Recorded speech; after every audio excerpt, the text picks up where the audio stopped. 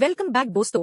इस मूवी में हम देखेंगे कि कैसे एक स्टूडेंट को अपनी टीचर से प्यार हो जाता है और कैसे प्यार में वो दोनों सारी हदें पार कर देते हैं। मूवी की शुरुआत में हमें दिखाया जाता है कि लगभग 30 साल की एक टीचर जिसका नाम लाना है, स्कूल में बच्चों को डच लैंग्वेज सिखाती है। लाना ने क्लास में एक टेस्ट रखा होता है और वो सभी स्टूडेंट्स को टेस्ट पेपर बांटकर अपने चेयर पर जाकर बैठ जाती है। तभी लाना देखती है कि क्लास में बैठा एक लड़का उसको लगातार घूर रहा होता है। लाना उसको इग्नोर करके अपना काम करने लगती है, लेकिन वह लड़का फिर भी उसको घूरते रहता है। यह देखकर लाना उसको गुस्से की नजर से देखती है और फिर से उसको इग्नोर करके अपने काम में बिजी हो जाती है। बाद में लाना जब अपनी बेटी को स्कूल से पिक करती है तो वह देखती है कि वह स्टूडेंट अपने डॉग के साथ बाहर घूम रहा होता है। लाना उसको देखती ही रहती है कि तभी उसकी बेटी उसको घर जाने को बोलती है और यह सुनकर लाना खुद को संभालती है और उस लड़के को देखते हुए अपनी गाड़ी लेकर घर चली जाती है। अगले दिन क्लास में एक लड़का सबके सामने स्पीच दे रहा होता है और पीछे बैठी दो लड़कियां अपने फोन में कुछ देखकर हंस रही होती है। तभी लाना उन लड़कियों से उनका फोन ले लेती है, जिसकी वजह से एक लड़की लाना को गाली देने लगती है, जिससे लाना सुन लेती है और जब उस लड़की से पूछती है कि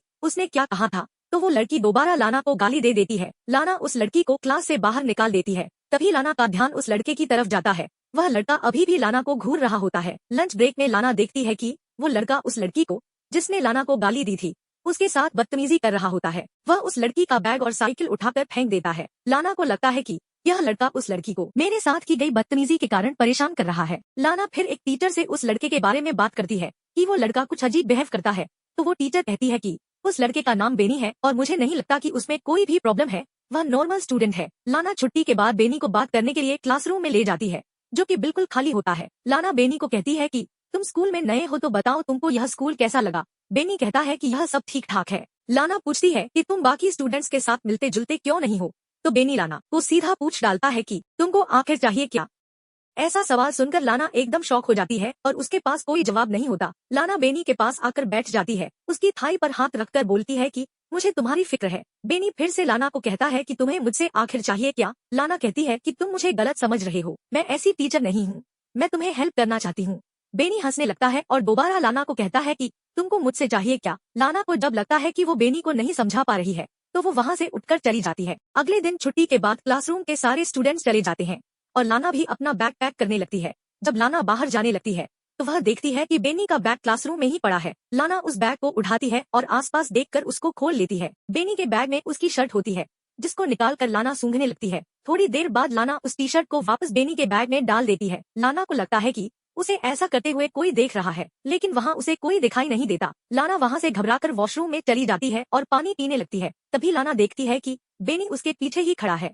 बेनी लाना का हाथ पकड़कर उसको छूने लगता है। लाना बेनी की तरफ अट्रैक्ट हो चुकी थी, जिसके कारण वह रेजिस्ट नहीं कर पा रही थी। बेनी जब लाना को लिप पर किस करने लगता है तो लाना को थोड़ा होश आता है और वह बेनी को किस करने से रोक देती है। लाना बेनी को कहती है कि यह सब ठीक नहीं है और यह दोबारा नहीं होना चाहिए। बेनी कहता है कि आखिर प्रॉब्लम क्या है, तुम भी तो यही चाहती हो ना। तो लाना कहती है कि तुम मेरे स्टूडेंट हो और यह बोलकर वहाँ से चली जाती है। अगले दिन लाना क्लासरूम में होती है तो वह देखती है कि सभी बच्चे टेस्ट दे रहे होते हैं, लेकिन बेनी उसी को घूर रहा होता है। लाना बेनी को गुस्से भरी नजरों से समझाने की कोशिश करती है, लेकिन बेनी लाना को घूरते रहता है। हर कर लाना को ही अपनी नजरें झुकानी पड़ती है। क्लास के बाद बेनी कॉरिडोर में चलते हुए लाना के कंधे से अपना कंधा रगड़ता है और कहता है कि मुझे तुमसे कुछ बात करनी है। लाना बेनी को लेकर एक कोने में चली जाती है और कहती है कि यह सब मत करो, हमारे बीच जो हुआ वह नहीं होना चाहिए था और अब यह सब नहीं होगा। यह बोलकर लाना वहाँ से चली जाती है और बेनी वहीं खड़ा रहता है। स्कूल के बाद जब लाना पार्किंग में अपनी कार लेने जाती है तो वो देखती है कि कार का एक शीशा टूटा हुआ है और डेंट भी पड़े हुए हैं। वो आसपास देखती है, लेकिन वहाँ कोई नहीं होता। अगले दिन लाना सभी स्टूडेंट्स को एक टेस्ट पेपर देती है। कुछ स्टूडेंट्स लाना को टॉपिक से रिलेटेड सवाल पूछते हैं। बेनी भी लाना से एक सवाल पूछता है कि क्या जॉब पाने के लिए किसी के तलवे भी चाटने पड़ेंगे। यह बात सुनकर क्लास के सभी स्टूडेंट्स हंसने लगे। क्लास का माहौल खराब होते देख लाना बेनी का बैग उठाकर क्लासरूम से बाहर फेंक देती है और उसको बाहर जाने को बोलती है। बेनी को लाना की बातों से कोई फर्क नहीं पड़ता और वह लाना को घूरते रहता है। आखिर में लाना ही क्लासरूम छोड़कर बाहर चली जाती है। अगले दिन लाना अपनी बेटी को पढ़ा रही होती है, तभी फोन की रिंग बजती है। लाना फोन उठाती है, लेकिन सामने से कोई बात नहीं करता। लाना फोन रख देती है। वह दोबारा अपनी बेटी को पढ़ाने के लिए जाने लगती है। तभी फिर से फोन बजता है। उसको पता चल जाता है कि यह सब बेनी कर रहा है। वह बहुत डर जाती है और फोन के रिसीवर को नीचे ही रख देती है। लाना जब स्कूल जाती है तो क्लासरूम के बाहर से वह देखती है कि बेनी अंदर बैठा है। लाना उसको देखकर घबरा जाती है और उसका डर उसको क्लासरूम में नहीं जाने देता और वह स्कूल से छुट्टी ले लेती है और अपनी बेटी और हस्बैंड के साथ टाइम स्पेंड करने लगती है। एक दिन लाना एक आर्ट गैलरी में चली जाती है। गैलरी में बहुत ही कम लोग होते हैं। लाना एक आर्ट को देख रही होती है, तभी उसको लगता है कि बेनी उसके पीछे खड़ा है। लाना पीछे मुड़कर देखती है तो बेनी सच में उसके पीछे खड़ा होता है। लाना बेनी को देखकर घबरा जाती है और वहाँ से जाने लगती है। बेनी लाना के पीछे पीछे चलने लगता है। लाना बेनी से इतना डर चुकी थी कि उसको फेस भी नहीं कर पा रही थी।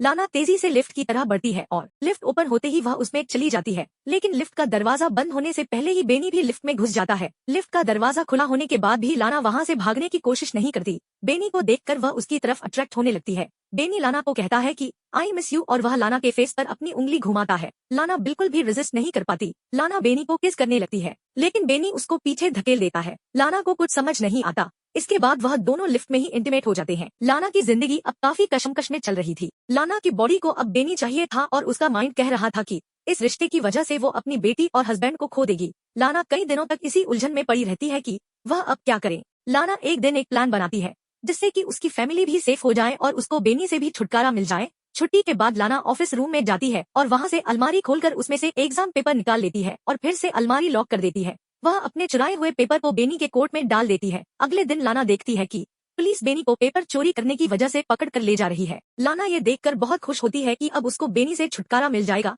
बेनी भी लाना को देखता है और यह देखता है कि उसके चेहरे पर एक अजीब सी खुशी है। समय बीतता रहता है, लेकिन लाना बेनी को भुला नहीं पाती है। उसे बेनी के साथ स्पेंड किया हुआ टाइम बार बार याद आता है, लेकिन उसके मन में एक डर भी होता है कि कहीं बेनी वापस ना आ जाए।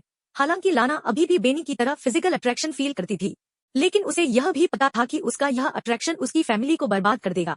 वह किसी भी तरीके से बेनी से छुटकारा पाना चाहती थी। अगले दिन वह बेनी के घर के बाहर उसका वेट करने लगती है। वो देखती है कि बेनी बाइक लेकर कहीं जा रहा है। वह उसका पीछा करने लगती है। वह सुनसान रोड पर पहुंच जाते हैं जहां ना तो कोई इंसान था और ना ही कोई सीसीटीवी कैमरा। लाना मौका पाकर बेनी की बाइक को टक्कर मार देती है, जिससे बेनी की मौके पर ही मौत हो जाती है। लाना बहुत डरी हुई होती है। लाना का यह डर कि बेनी उसकी फैमिली के लिए खतरा है, सच्चा था या झूठा यह तो कोई नहीं बता सकता, लेकिन उसके डर की वजह से बेनी ने अपनी जान जरूर गंवा दी। अगर आपको वीडियो अच्छी लगी है तो वीडियो को लाइक, शेयर, कमेंट जरूर करें और हमारे चैनल को सब्सक्राइब जरूर करें।